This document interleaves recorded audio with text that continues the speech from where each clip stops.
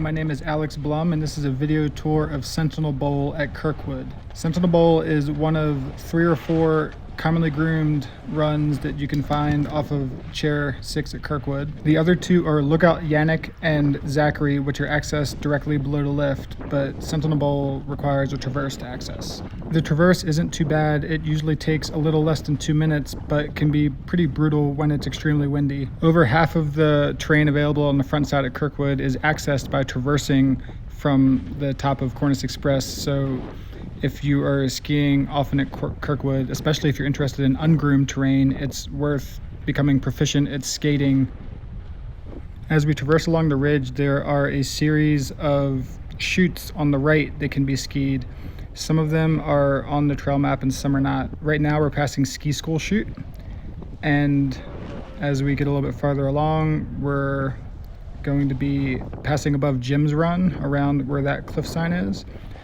And then the very last chute that we pass is called Corner Pocket, which we are skating past right now. That's not a comprehensive list. There are maybe 7. I'm going to try to do videos on some of them in the future.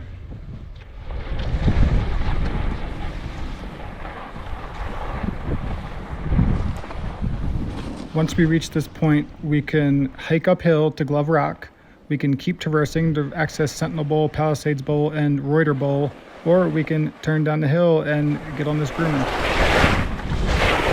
Sentinel Bowl skis much like Lookout Janek and Zachary do, but it has a northeasterly aspect, so the snow is more consistently of good quality and it's less likely to become icy. So you have to traverse to get to it, but once you're over here, you're more likely to have good snow.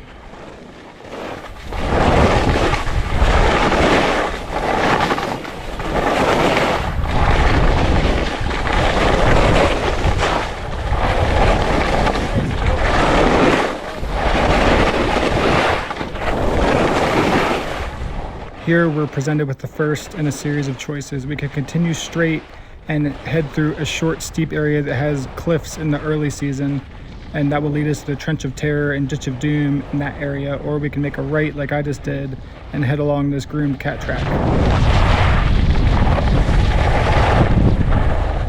Now we're passing another choice on the left called the Dan Cliffs, which is an interesting place to explore if you're into jumping off of things.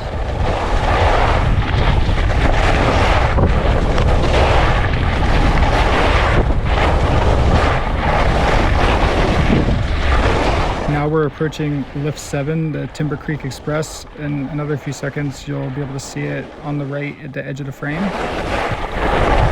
There it was. If you want to return to the village area, your choices are Up and Over, Jane's Jaunt, and Jamby's Jaunt in that order. We just passed the first of those. We're not going to take it. We're going to head left towards Squirrel Ridge here. So if you wanted to take either of the 2 lower options, you would have made a right at that point. But we're going to take this left and go down this fun, kind of narrow green run.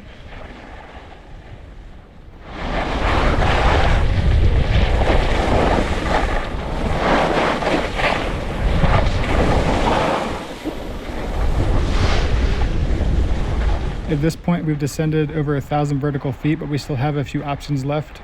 On our right, we're passing the Ditch of Doom, if you saw the red flag.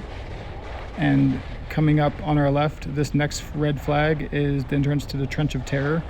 These are both short, narrow, natural half-pipe, ungroomed blue runs. They're pretty difficult for blue runs, so attempt at your own peril of being very frustrated.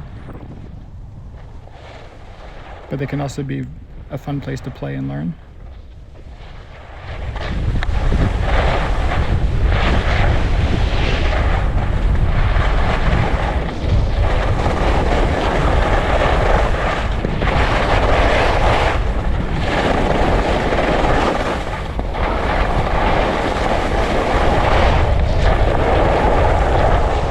There are 3 lifts at the base of Timber Creek: Bunny, the Ski School Magic Carpet, and Timber Creek Express. The first 2 only access Timber Creek terrain, and the Ski School Magic Carpet is reserved for the ski school. So we are going to head to Timber Creek Express because that allows us the option of skiing some of the blue runs here or heading back over to Cornice to or to the village rather, to get on the train over there.